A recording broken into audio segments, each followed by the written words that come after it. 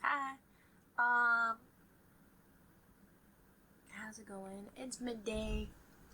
We're gonna ride out this midday wave and just take care of our reading for today. And that way, I don't know, maybe the rest of the day will be full of productivity and cheer. Who knows?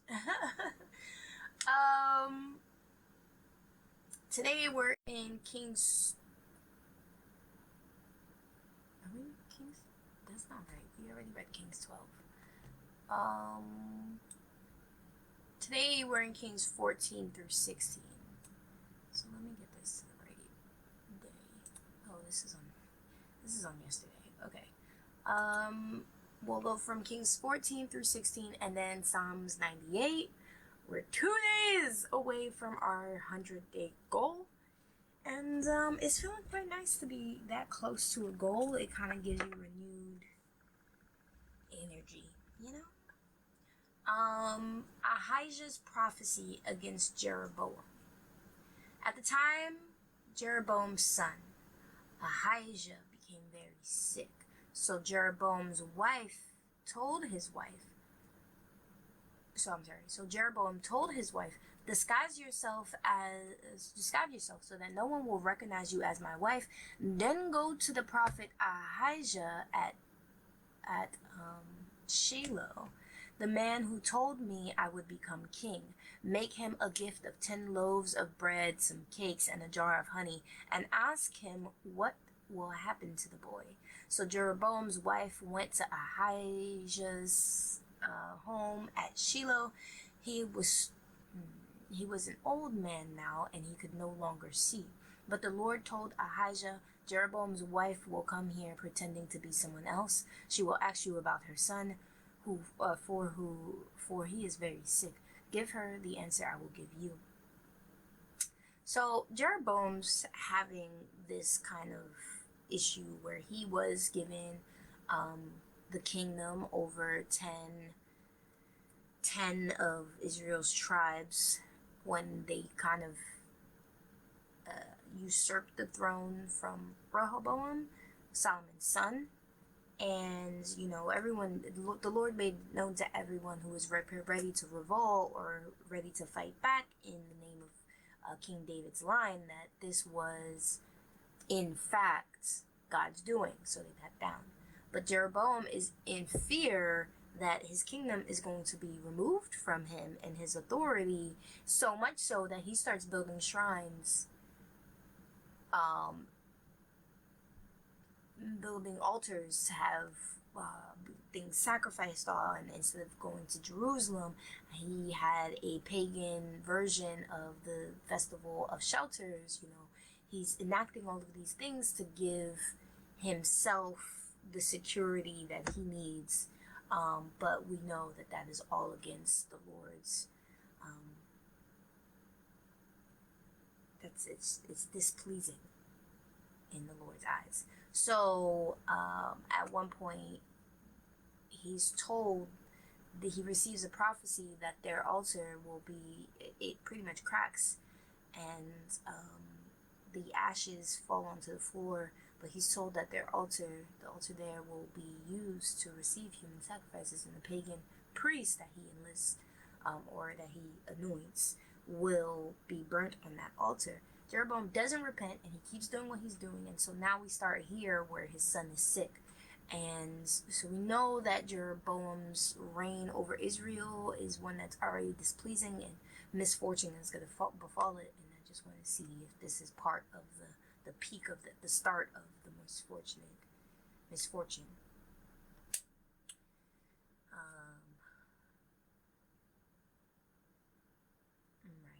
which puts us at 1 Kings 14, verse 6. So when Ahijah heard her footsteps at the door, he called out, "Come in, wife of Jeroboam. Why are you pretending to be someone else?" Then he told her, "I have bad news for you. Give your husband Jeroboam this message from the Lord, the God of Israel. I promoted you from the ranks of the common people and made you ruler over my people. I ripped the kingdom away from the family of David and gave it to you, but you have not been like my servant David, who obeyed my commands and followed me with all his heart and always did whatever I wanted. You have done more evil than all who lived before you. You have made other gods for yourself and have made me furious with your gold calves. And since you have turned your back on me, I will bring disaster on your dynasty and will destroy every one of your male descendants, slave and free alike, anywhere in Israel. I will burn up your royal dynasty as one burns up trash until it is gone. The members of Jeroboam's family will die in the city. The members of Jeroboam's family who die in the city will be eaten by dogs, and those who die in the field will be eaten by vultures. I, the Lord, have spoken. Then Ahijah said to Jeroboam's wife, "Go home, and when you enter the city, the child will die. All Israel will mourn for him and bury him. He is the only member of your family who will have a proper burial, for this child is the only good thing that the Lord, the God of Israel, sees in the entire family of Jeroboam." The only good thing. So he called him home. In addition, the Lord will raise up a king over Israel who will destroy the family of Jeroboam. This will happen today, even now. Then the Lord will shake Israel like a reed whipped about in a stream. He will uproot the people of Israel from this good land that he gave their ancestors and will scatter them beyond the Euphrates River, for they have angered the Lord with the Asherah poles they have set up for worship. He will abandon Israel because Jeroboam sinned and made Israel sin along with him. So Jeroboam's wife returned to Tirzah, and the child died just as she walked through the door of her home, and all Israel burned him and mourned for him, as the Lord had promised through the prophet Ahijah. The rest of the events in Jeroboam's reign, including all the wars and how he ruled, are recorded in the book of the history of the kings of Israel. Jeroboam reigned in Israel 22 years. When Jeroboam died, his son Nadab became the next king. Rehoboam rules in Judah. Meanwhile, Rehoboam, son of Solomon, was the king in Judah. He was 41 years old when he became king, and he reigned 17 years in Jerusalem, the city the Lord had chosen from among all the tribes of Israel as the place to honor his name. Rehoboam's mother was Naamah, an Ammonite woman. During Rehoboam's reign, the people of Judah did what was evil in the Lord's sight, provoking his anger with their sin, for it was even worse than that of their ancestors. For they also built for themselves pagan shrines and set up sacred pillars and Asherah poles on every high hill and under every green tree. There were even male and female shrine prostitutes throughout the land.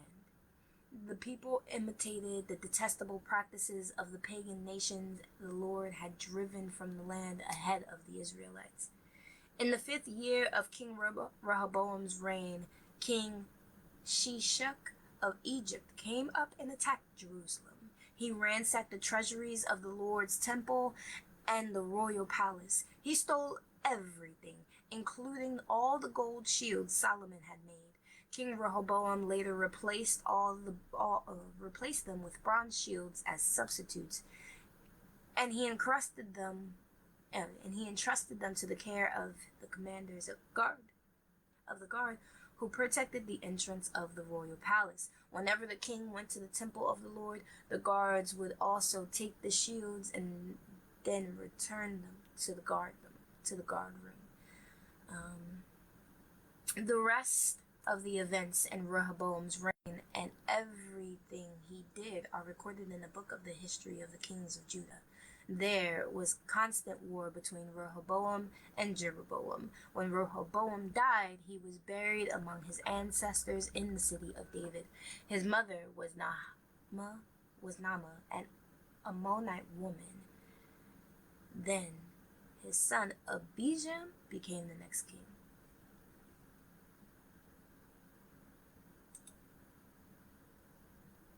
Abijam rules in Judah.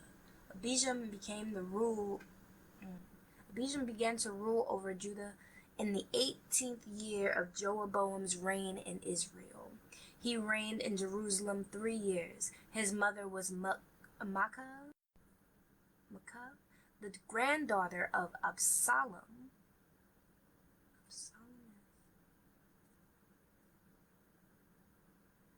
He committed the same sins as his father before him, and he was not faithful to the Lord his father, as his ancestor David had been. But for David's sake, the Lord his God allowed his descendants to continue ruling, shining like a lamp, and he gave Abijam a son to rule after him in Jerusalem. For David had done what was pleasing to the Lord in the Lord's sight, and he had obeyed the Lord's command throughout his life, except in the affair concerning Uriah the Hittite. There was war between Abijam and Jeroboam. Throughout Abijam's reign, the rest of the events in Abijam's reign and everything he did are recorded in the book of the history of the kings of Judah. There was constant war between Abijam and Jeroboam. When Abijam died, he was buried in the city of David. Then his son Asa became the next king. Asa rules in Judah. Asa began to rule over Judah in the 20th year of Jeroboam's reign in Israel. He reigned in Jerusalem 41 years. His grandmother was Maacah, the granddaughter of Absalom. Asa did what was pleasing in the Lord's sight, as his ancestor David had done. He banished the male and female shrine prostitutes from the land and got rid of all the idols his ancestors had made. He even disposed his grandmother Maacah from her position as queen mother because she had made an obscene Asherah pole. He cut down her obscene pole and burned it in the Kidron Valley. Although the pagan shrines were not removed, Asa's heart remained completely faithful to the Lord throughout his life. He brought into the temple of the Lord the silver and gold and the various items that he and his father had dedicated. There was constant war between King Asa of Judah and King Baasha of Israel. King Baasha of Israel invaded Judah and fortified Ramah in order to prevent anyone from entering or leaving King Asa's territory in Judah. Asa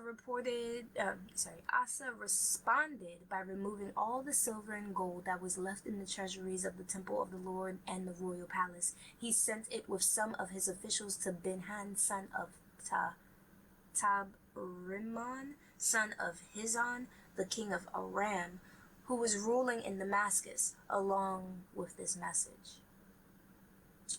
Let there be a treaty between you and me, like the one between your father and my father.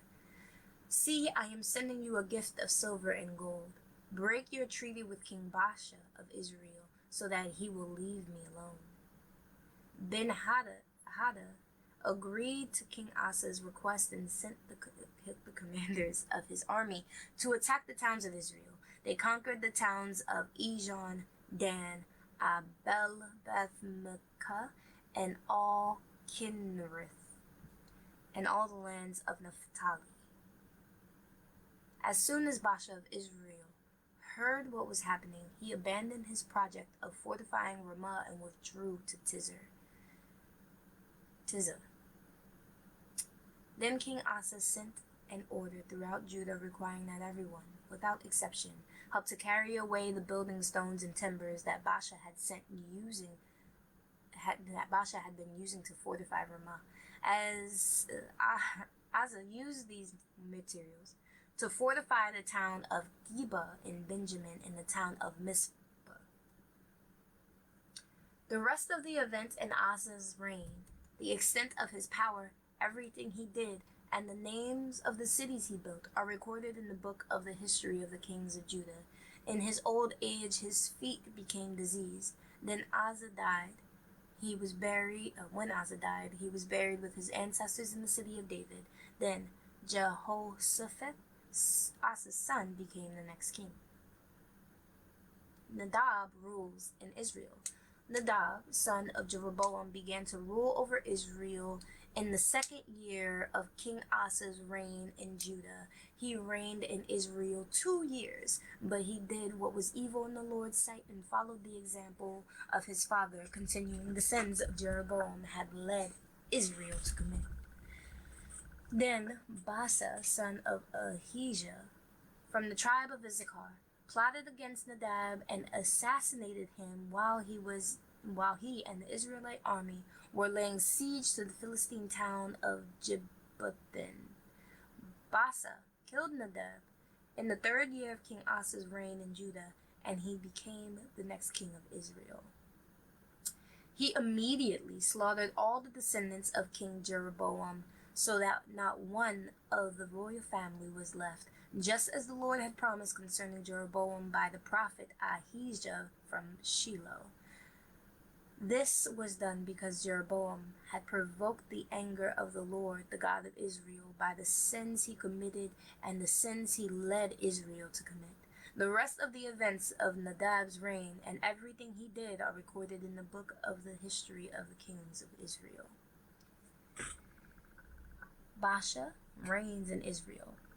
There was constant war between King Asa of Judah and King Baasa of Israel. Baasha's son of Ahijah.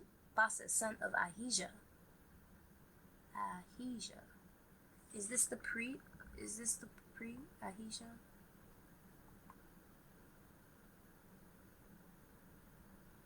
Nope. I've lost track of all of the names they have. They're fairly similar names. There was constant war between King Asa of Judah and King Baasa of Israel. Baasa's son of Ahijah began to rule over all Israel in the 3rd year of King Asa's reign in Judah.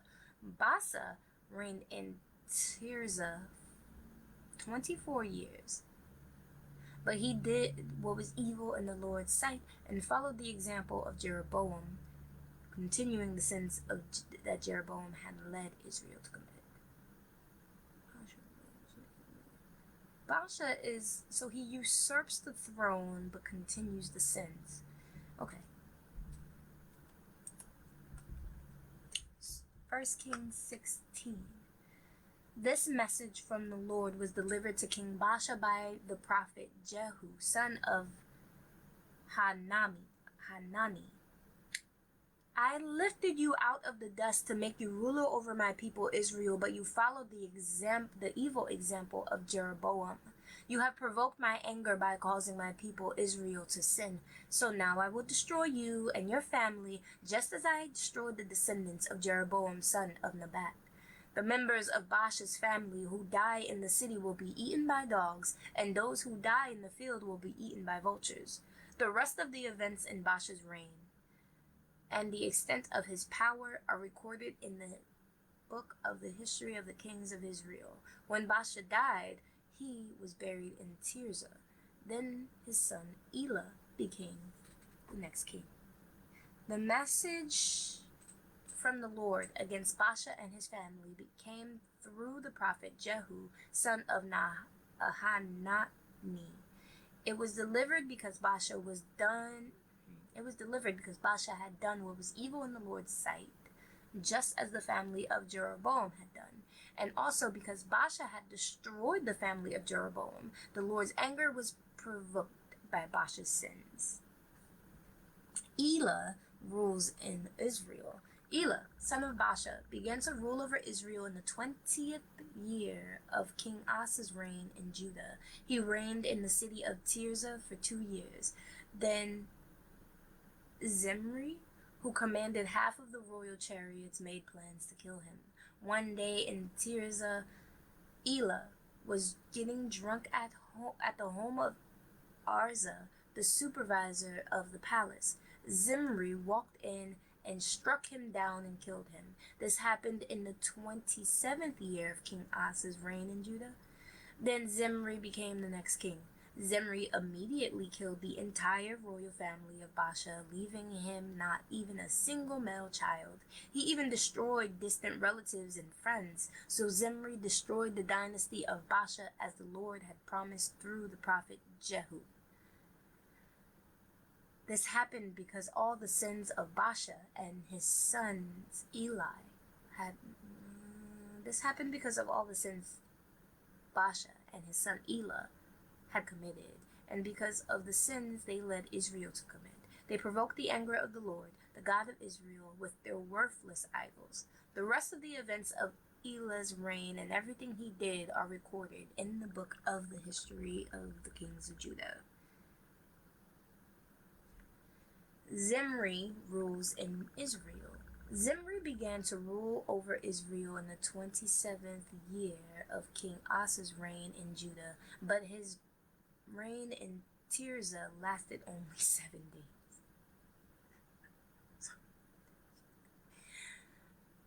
Okay, so the army of Israel was then attacking the Philistine town of Gibbethon. When they heard that Zimri had committed treason and assassinated the king, that very day they chose Omri, commander of the army, as the new king of Israel. So Omri led the entire army of Israel up from Gibbethon to attack Tirzah, Israel's capital. When Zimri saw that the city had been taken, he went into the citadel of the palace and burned it down over himself and died in the flames. I think this is the second. Second. Let me just, can I note this? I've never used this app this way.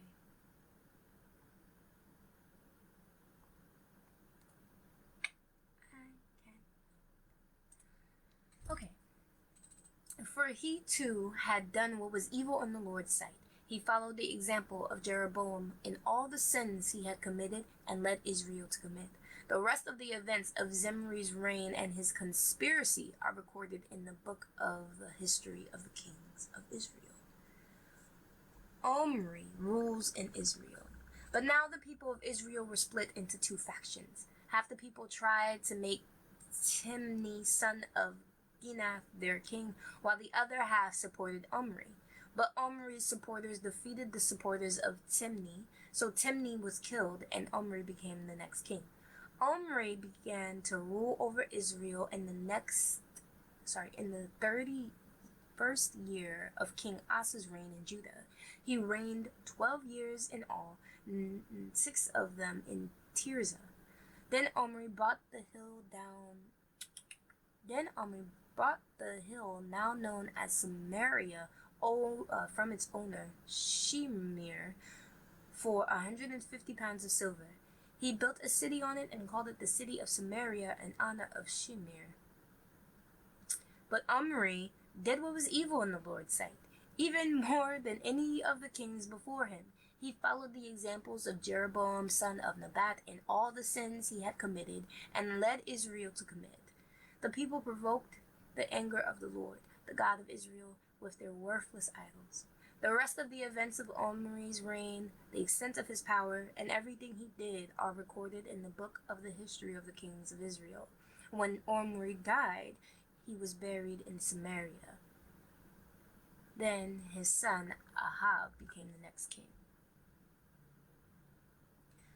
Ahab rules in Israel. Ahab, son of Omri, began to rule over Israel in the 38th year of King Asa's reign in Judah. He reigned in Samaria 22 years. But Ahab, son of Omri, did what was evil in the Lord's sight.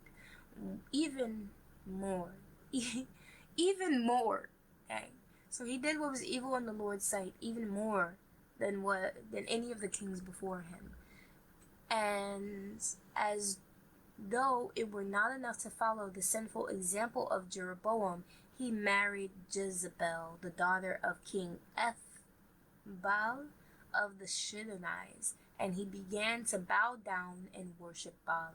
First, Ahab built a temple and an altar for Baal in Samaria. Then he set up an Asherah pole. He did more to provoke the anger of the Lord the God of Israel, than any other king of Israel before him. It was during his reign that Hiel, a man of Bethel, rebuilt Jericho.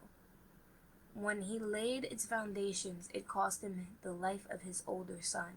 Alright, because that was the curse in place. May it cost the life of their older son for whoever rebuilds, blah, blah.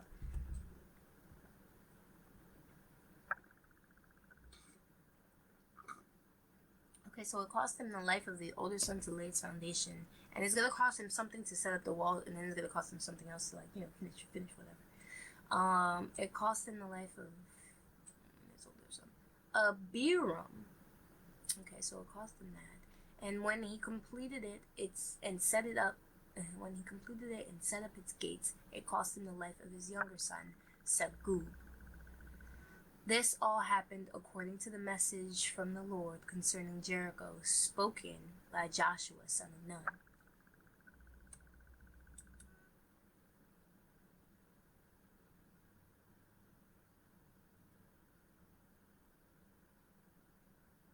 Yeah.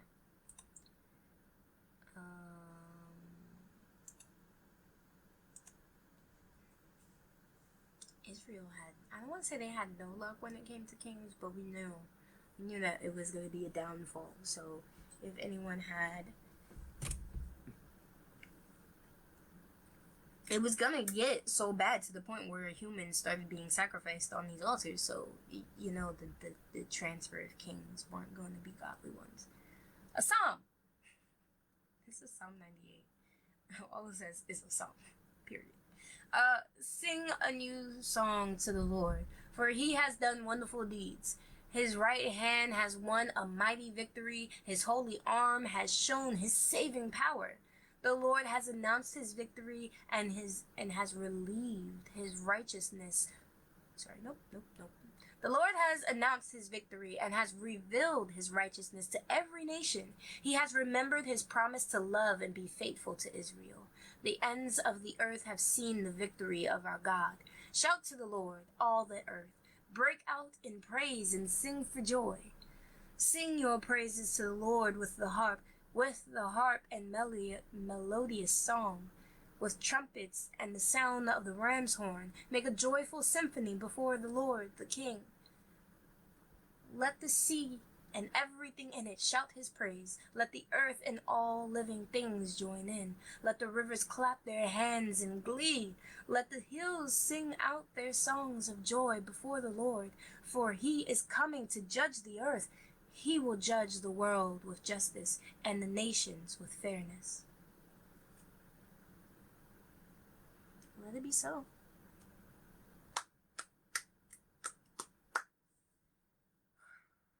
That is all of today's reading. Until next time.